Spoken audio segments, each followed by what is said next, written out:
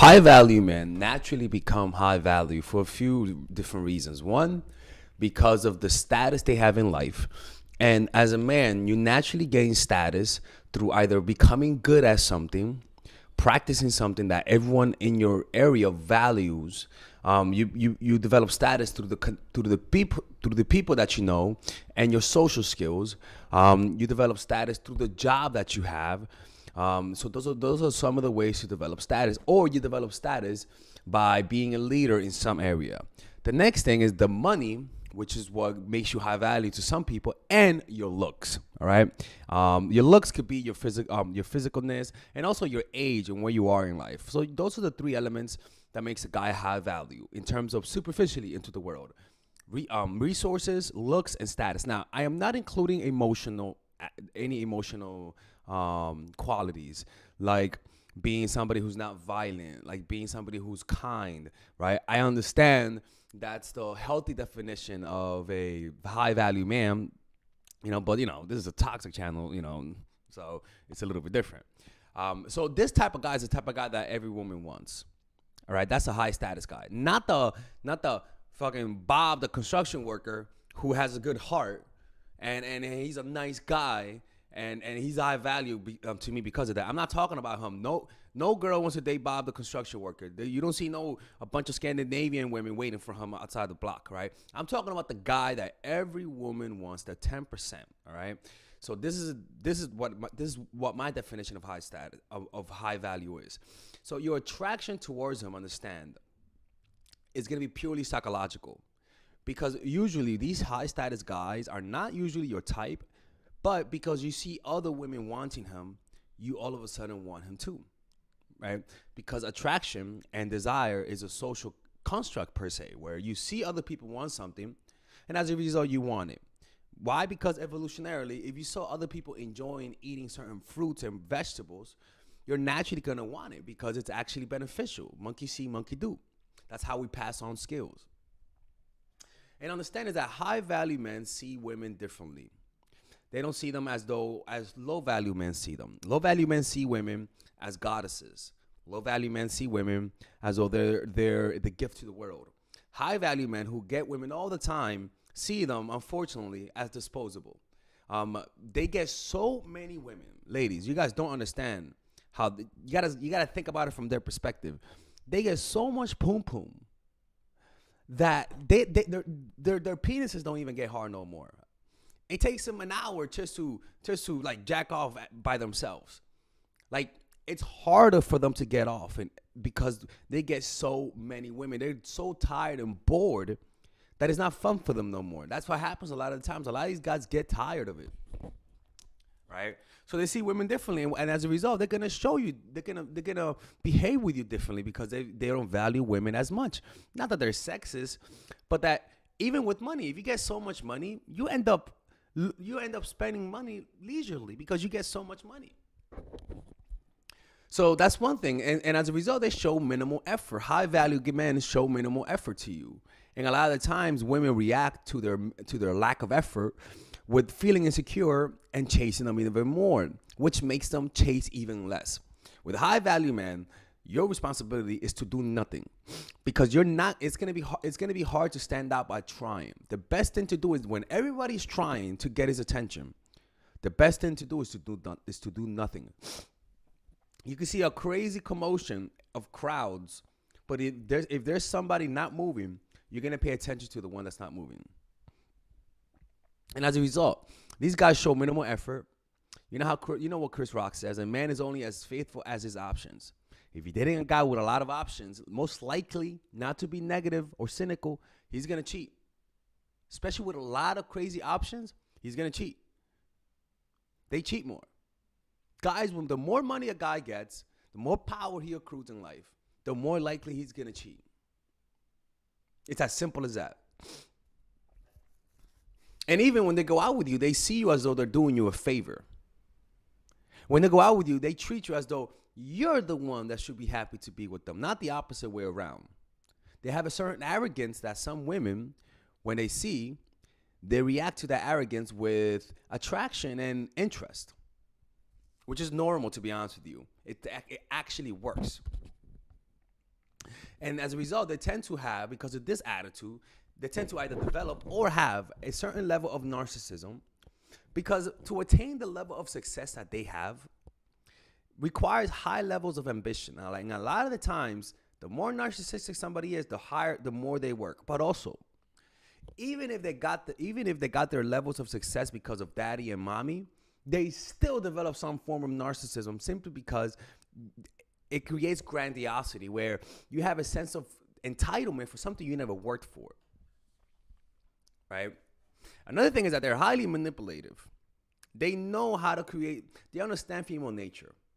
They understand how to create jealousy in a woman. They know how to use their options that they have in order to manipulate and control your emotions. And as a result, in life, they usually won't settle. They won't settle. Usually they'll remain single for most of the part of their lives. And even if they actually get in a relationship, unfortunately, they'll end up cheating on that woman. I don't care how good looking you are. Look at Beyonce. It's not to be cynical, but it's just a man with so many options. It's only a man is as faithful as his options. These types of guys, most of the time, will be single. Most of the time, will always be on the hunt. And yeah, they might settle here and there, but I just don't think. I think the men who settle and who have happier relationships are the ones that have a few options, but chooses one of the options and is happy with it. And when some of you ladies are gonna look at this video and say that's not high value. No, what you're describing is a mature guy. I'm describing a high value guy. You're describing a mature guy. Why? Because unfortunately, even if you date a high value man, it don't mean that he's gonna be laying down the pipe correctly. Because a lot of the times, sexually, high value men who get women to do everything for them tend to be entitled sexually and very selfish sexually. They feel like they're doing the woman a favor, and as a result, they're very selfish. They let them do everything. And a lot of you ladies will completely understand if you guys dated some of these guys. Another thing is that they tend to be alphas. They tend to be very domineering during conversations, right? They tend to interrupt a lot, take up a big part of the room. Those are not good qualities if you actually meet one of them. Or sometimes they tend to be quiet and composed, which is the good part.